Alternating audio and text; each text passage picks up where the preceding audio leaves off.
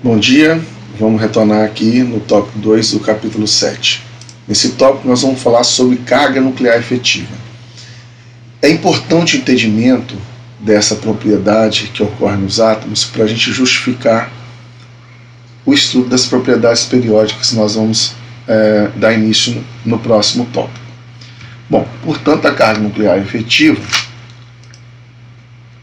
é a carga sofrida por um elétron em um átomo polieletrônico, ou seja, um átomo que tem mais de um elétron, como a gente já falou no capítulo anterior. Na verdade, cada elétron é simultaneamente atraído pelo núcleo e repelido pelos outros elétrons. Como existem muitas repulsões elétrons-elétrons, não podemos analisar exatamente a situação, mas podemos estimar a energia de cada elétron como se ele estivesse se movendo em um campo elétrico, criado pelo núcleo e pela densidade eletrônica vizinha dos outros elétrons. Esse campo elétrico é equivalente ao campo gerado por uma carga localizada no núcleo, que nós conhecemos como carga nuclear efetiva.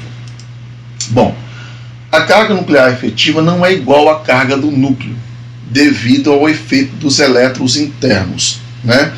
Se nós distribuirmos elétrons em camadas, então nós temos as camadas mais próximas do núcleo e as outras que vão se distanciando do núcleo. Os elétrons localizados na última camada, eles sofrem uma atração pela carga do núcleo que não é exatamente igual à carga do núcleo, porque os elétrons mais internos vão proteger, né, o efeito de atração do núcleo pelos elétrons mais internos. Então, os elétrons estão presos ao núcleo, mas são repelidos pelos elétrons que os protegem da carga nuclear. Bom, a carga nuclear sofrida por um elétron depende também da distância do núcleo e do número de elétrons mais internos. Bom, a densidade eletrônica dos elétrons internos protege então os elétrons mais externos da carga total do núcleo. Portanto, quando aumenta o número médio de elétrons protetores, a carga nuclear efetiva diminui. Ou seja, quanto mais elétrons existem entre o núcleo e a última camada, menor é o efeito da atração do núcleo pelos elétrons da última camada. Ou seja, quando o raio de um átomo aumenta, o que nós vamos discutir no próximo tópico, a atração do núcleo pelos elétrons da última camada fica sendo menor. Bom, então quando aumenta a distância do núcleo, você tem um número maior de elétrons protetores, que é o S, e portanto a carga nuclear efetiva vai diminuir. Como está mostrando aqui um exemplo simplificado do magnésio. O magnésio ele tem 12 elétrons no seu total. E o átomo neutro dele vão conter 12 prótons que estão no núcleo. Esse cerne de neônio, né, indica os elétrons que estão internos, ou seja, na primeira camada do magnésio você tem 2 elétrons, na segunda camada você tem 8, então um total de 10 elétrons internos. E na última camada você tem apenas os elétrons localizados no subnível 3s. Então, para você determinar a carga nuclear efetiva é bastante simples. Basta você pegar o número total de elétrons e subtrair do número de elétrons internos. Ou seja, o número de elétrons internos são todos os elétrons, exceto os que estão na última camada.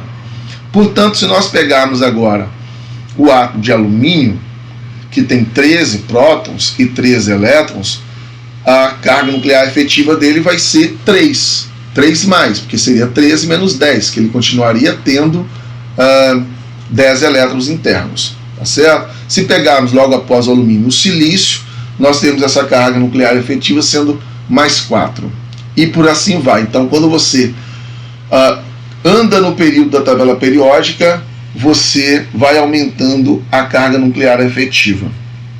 Bom, mas a carga nuclear efetiva real pode sofrer a influência de outros fatores. Portanto, cálculos mais detalhados são importantes para determinar o valor real da carga nuclear efetiva. Bom, para nós nesse nível que nós estamos estudando de fundamento de química, Isso não é tão importante, que envolveria compreender esses cálculos.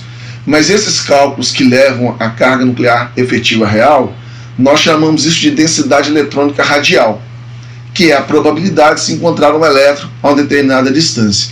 No caso do magnésio, esse cálculo levaria a esse gráfico, onde mostra aqui a maior densidade eletrônica dos elétrons mais internos e aqui uma densidade eletrônica menor para os elétrons mais externos. Mas esses elétrons mais externos também poderiam ter densidades eletrônicas na região mais interna, o que ia ficar bastante complexo no nosso estudo. Portanto, o que nos interessa nesse tópico é o que foi informado anteriormente. Para nós determinarmos a carga nuclear efetiva, basta que nós pegamos o número total de elétrons e subtraímos pelo número de elétrons mais internos, o que vai gerar então a carga nuclear efetiva. E quanto maior for essa carga nuclear efetiva, maior vai ser a atração, né, do núcleo pelos elétrons da última camada, certo? Então, portanto, finalizamos esse tópico 2 e partimos agora para as propriedades periódicas dos elementos.